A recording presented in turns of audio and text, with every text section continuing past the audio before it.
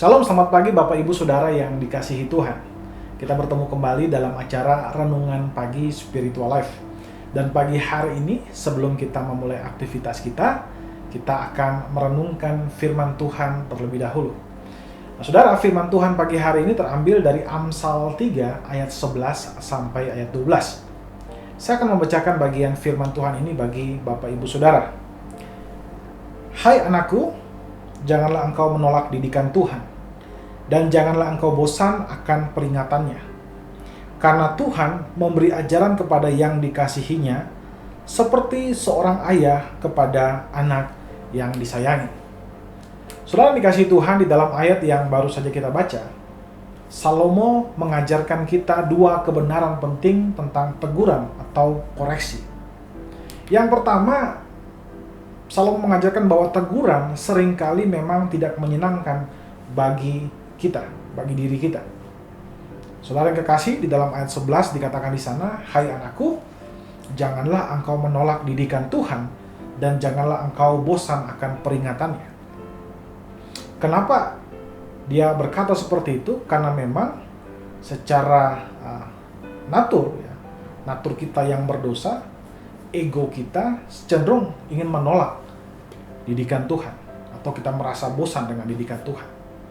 Karena itu dikatakan di sana agar kita tidak menolak didikan Tuhan. Hal ini diungkapkan karena memang seringkali didikan Tuhan tidak mendatangkan kenyamanan bagi ego kita. Teguran Tuhan seringkali membatasi atau menghentikan kita melakukan apa yang diinginkan oleh manusia daging kita. Teguran ini bisa datang melalui berbagai bentuk, saudara. Bisa melalui suara Roh Kudus di dalam batin kita, bisa melalui orang lain yang datang menegur kita, bisa juga melalui peristiwa-peristiwa yang tidak menyenangkan yang kita alami, bisa juga melalui sakit penyakit.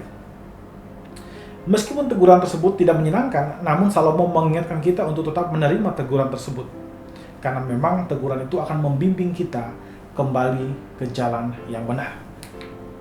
Hal kedua yang bisa kita pelajari tentang teguran adalah teguran merupakan ekspresi kasih Allah kepada kita.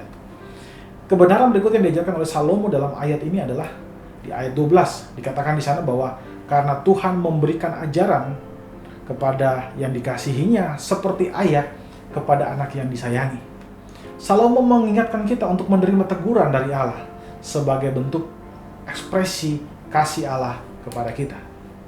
Cara pandang ini membuat hati kita dipenuhi dengan ucapan syukur ketika Tuhan menegur kita.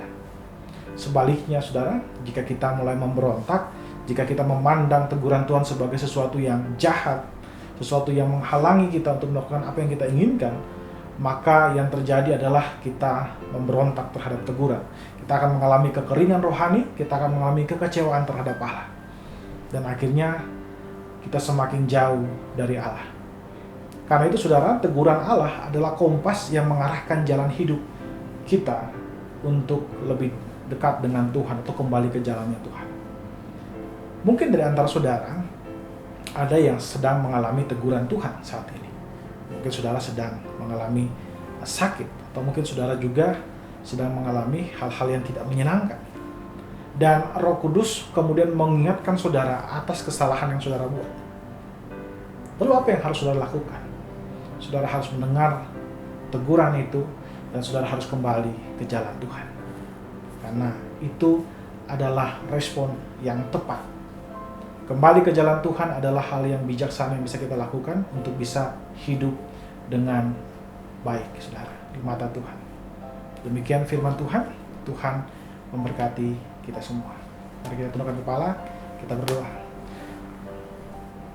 Tuhan Yesus, kami bersyukur untuk pagi hari ini Engkau sudah menjaga melindungi kami dari malam dalam istirahat kami.